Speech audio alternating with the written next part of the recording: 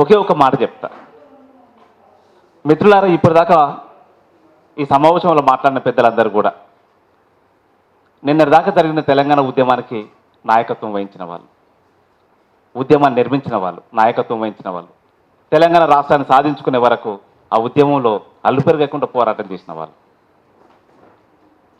ఎందుకు చెప్తున్నా అంటే, నిన్నటిదాకా జరిగిన తెలంగాణ ఉద్యమానికి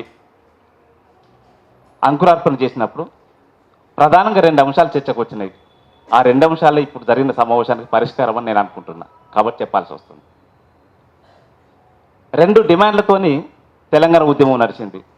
ఒకటి ప్రజాస్వామ్య తెలంగాణ, రెండవది సామాజిక ప్రజాస్వామ్య తెలంగాణ. ఇక్కడ మనకు పెద్దలు కత్తి పద్మారావు గారు అక్కడే కనెక్ట్ అవుతారు. నాకంటే ముందు మాట్లాడిన పెద్దలు గంట చక్రపాణి గారు, పెద్దలు జయరాజ్ గారు మాట్లాడినప్పుడు కత్తి పద్మారావును ఆవిష్కరిస్తున్నప్పుడు 2 ప్రధానమైన అంశాలు గుర్తు చేసింది. కత్తి పద్మారావు కేవలం దళితవాది మాత్రమే కాదు, ఆయన ఒక హేతువాది, ఆయన ఒక ప్రజాస్వామ్యవాది, ఆయన ఒక బహుజన రాజ్యాధికార స్వాప్నికుడు, ఆయన ఒక సామాజిక విప్లవకారుడు కూడా. మనం కత్తి పద్మారావును అర్థం చేసుకునేటప్పుడు మన దృష్టికోణం నుంచి చూడడం కాకుండా కత్తి పద్మారావు గారి దృష్టికోణం నుంచి మనం చూడాల్సి ఉంటుంది. మొత్తం ప్రపంచంలో ఎంతమంది తత్వవేత్తలు ఉన్నారో వాళ్ళందరూ పుస్తకాలు చదివిన వాళ్ళలో అగ్రగణ్యుడిగా ఉంటాడు కత్తి పద్మారావు గారు.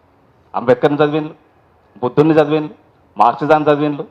వీళ్ళతో పాటుగా ఇంకా అనేక మంది తత్వవేత్తల సాహిత్యాన్ని చదివి దాని భారతదేశ పరిస్థితులకు అనుకూలంగా అన్వయించడం కోసం ఏం చేస్తే బాగుంటుంది అనేది నిరంతరం అధ్యయనం చేస్తూ దాని ఆచరణలో పెడుతూ ముందుకు తీసుకుపోయే ప్రయత్నం చేసినటువంటి వ్యక్తి కత్తి పద్మారావు. దాడికి సంబంధించి మనం మాట్లాడుకున్నప్పుడు చాలా విషయాలు మాట్లాడాల్సి ఉంటుంది, కానీ సందర్భం కాదు.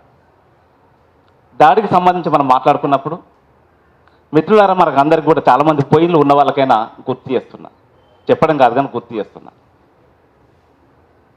ఈరోజు భారతదేశంలో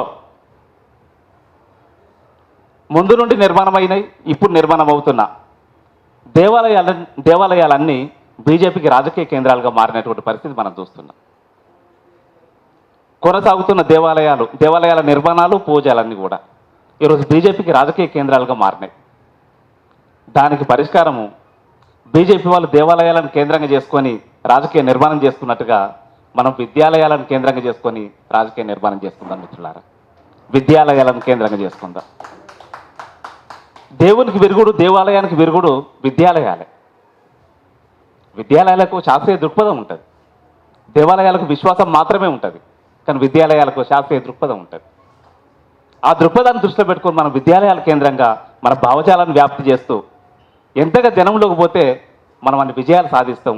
ఎన్ని విద్యా సంస్థలను మనం సందర్శించగలిగితే, ఎంతమంది విద్యార్థులు మనం కలవగలిగితే, ఎంతమంది అధ్యాపకులను మనం కలవగలిగితే అంతగా మనం విజయాలు సాధించడానికి అవకాశం ఉంటుంది. కాబట్టి ఆ దిశగా మనం నిర్ణయాలు తీసుకొని మనం ముందుకు పోదాం. అదే సందర్భంలో ఇక్కడ బహుజనవాదం మీద, ప్రజాస్వామ్యం మీద దాడి జరుగుతున్న సందర్భంలోనే ఇదే కాలంలో ఢిల్లీ కేంద్రంగా రైతులు పెద్ద ఎత్తున స్వామినాథన్ కమిషన్ రికమెండేషన్స్ అమలు చేయాలని చెప్పి పెద్ద ఎత్తున ఉద్యమాలు చేస్తున్నారు. ఆ ఉద్యమాలు కూడా మనం గుర్తుపెట్టుకోవాలి. మనమందరం వ్యవసాయదారులమా అంటే ఖచ్చితంగా వ్యవసాయంతో ముడిపడినటువంటి జీవితాలు మనకి, దానికి సంబంధం లేని జీవితాలు కాదు. ఈరోజు బహుజనవాదం మీద దాడి జరగడం అంటే ప్రజాస్వామ్యం మీద దాడి జరగడమే. విప్లవోద్యమాల మీద దాడి జరగడం అంటే ప్రజాస్వామ్యం మీద దాడి జరగడమే. కాబట్టి ప్రజాస్వామ్యవాదులందరి బాధ్యత, కర్తవ్యం అంతా కూడా కలిసి వచ్చే బహుజనవాదులను, కలిసి వచ్చే కమ్యూనిస్టులను అందరినీ కూడా కలుపుకొని పెద్ద ఎత్తున మనం ఉద్యమం చేస్తే తప్ప దానికి పరిష్కారం దొరకదు. ఆ దిశగా మన కార్యాచరణ రూపొందించుకొని పనిచేస్తూ పోతే బాగుంటుందని చెప్పి నాకున్నటువంటి అభిప్రాయం. పెద్దలు కత్తి పద్మారావు గారు ప్రజాస్వామ్య ఉద్యమాలతో ఎంత మిళితమై పనిచేసిందో, హేతువాద ఉద్యమాలతో కూడా అంతే మిళితమై పనిచేసిండ్రు. కాన్సీరామ్తో కలిసి ఎంత పనిచేసిందో విప్లవోద్యమాలతో కూడా అంతే కలిసి పనిచేసింది. కాబట్టి ఆయన ఒక్క వైపు నుండి, ఒకే కోణం నుండి చూసి మనం అర్థం చేసుకునే ప్రయత్నం చేయడం అంటే ఆయన స్థాయిని తగ్గించడమే. కాబట్టి బొజ్జ తారకం నుండి నేర్చుకుందాం, కత్తి పద్మారావు నుండి నేర్చుకుందాం, కాన్సీరామ్ నుండి నేర్చుకుందాం, అంబేద్కర్ నుండి ఇంకా నేర్చుకుందాం, ఇక్కడ కమ్యూనిస్టుల నుండి కూడా నేర్చుకుందాం. నేర్చుకొని మనం ఒక స్పష్టమైన కార్యాచరణ రూపొందిస్తే రేపటి విజయాలు మనయే. చివరికి ఒక్క మాట గుర్తు చేస్తా, ఒకే ఒక్క నిమిషం. భారతదేశంలో ఉన్నటువంటి రాజకీయ పరిస్థితులను ఒకసారి మనం దృష్టిలో పెట్టుకుంటే, ఒక్కసారి సాంబన ప్లీజ్, ఒక్కసారి మనం విశ్లేషించుకుంటే ఈ దేశంలో రెండు ప్రధాన స్రవంతులు కొనసాగుతున్నాయి. ఒకటి కమ్యూనిస్టు ఉద్యమాలు, రెండవది బహుజన ఉద్యమాలు. బహుజన ఉద్యమాలు బలంగా ఉన్న దగ్గర కమ్యూనిస్టు ఉద్యమాలు లేవు, కమ్యూనిస్టు ఉద్యమాలు బలంగా ఉన్న దగ్గర బహుజన ఉద్యమాలు లేవు. బహుజన ఉద్యమాలు కమ్యూనిస్టు ఉద్యమాలు కలిసి ఉమ్మడిగా రాజకీయ కార్యాచరణ రూపొందించుకుంటే దేశవ్యాప్తంగా కొనసాగుతున్న మేమే బలంగా ఉన్నాం, మేము బలోపేతలం, రేపటి రాజ్యం మాదాయాన్ని విరవేగుతున్నటువంటి ఆర్ఎస్ఎస్ శక్తులను బలహీనపరచడానికి ఇది తప్ప ఇంకో మార్గం లేదని చెప్పి నేను భావిస్తున్నా. ఆ దిశలో మనం అందరం కలిసిపోతే నేను మీతో ఉంటా. మీరు ఏ కార్యక్రమం ఇచ్చినా దాని బాధ్యతాయుతంగా నేను నిర్వర్తిస్తానని చెప్పి మీకు హామీ ఇస్తూ, ఇదే సందర్భంలో ఇదే హాల్లో పెద్దలు జయరాజ్ గారు, మా రమేష్ అన్న అందరూ కూడా కలిసి పోయినసారి బైరి నరేష్ మీద ఇంకా మిగతా ప్రజాస్వామ్యవాదుల మీద దాడులు జరిగినప్పుడు ఆ దాడులకు వ్యతిరేకంగా పైన హాల్లో మీటింగ్ ఏర్పాటు చేసినాం. ఆ హాల్కు వచ్చిన వాళ్ళు ఈ రాష్ట్రంలో పనిచేస్తున్నటువంటి బహుజన సంఘాల వాళ్ళు, ప్రజా సంఘాల వాళ్ళు, కమ్యూనిస్ట్ పార్టీల వాళ్ళు, ఒక సంఘం, ఒక రకమైన సంఘం, ఒక భావజాలం ఉన్న సంఘం మాత్రమే కాదు, ఇక్కడ ప్రజల పక్షాన్ని నిలబడి పనిచేసే వాళ్ళందరూ కూడా ఆ సమావేశానికి వచ్చిండ్రు. అక్కడే స్వేచ్ఛ జేఏసీ అనేది ఏర్పాటైంది. ఆ స్వేచ్ఛ జేఏసీ ఏర్పాటు చేసినప్పుడు నేను కూడా ప్రధాన పాత్ర పోషించిన.